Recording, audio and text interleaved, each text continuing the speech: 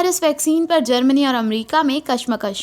Germany और America की हुकूमतें नए नोवल कोरोना वायरस के खिलाफ बनाए जाने वाली एक वैक्सीन पर एक दूसरे के मद्दे मुकाबले आ गई हैं।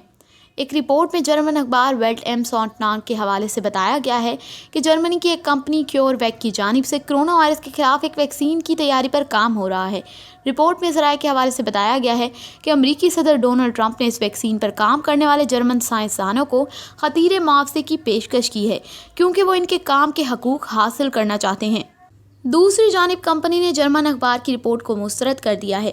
जर्मन अखबार ने हुकूमती ज़राए के हवाले से मज़ीद बताया कि डोनाल्ड ट्रंप वो सब कुछ कर रहे हैं जिससे अमेरिका को एक वैक्सीन मिल सके जो सिर्फ अमेरिका के लिए हो। क्योरवैक की सबसे बड़ी सरमायाकार कंपनी होप बायोटेक होल्डिंग के सरबराह क्रिस्टोफर हिटेज ने कहा है कि अमेरिका से कोई ख़ास मुआहदा मुमकिन नहीं। उन्होंने कहा कि हम पूरी दुनिया के लिए वैक्सीन तैयार करना चाहते हैं, सिर्फ चंद ममालिक के लिए नहीं।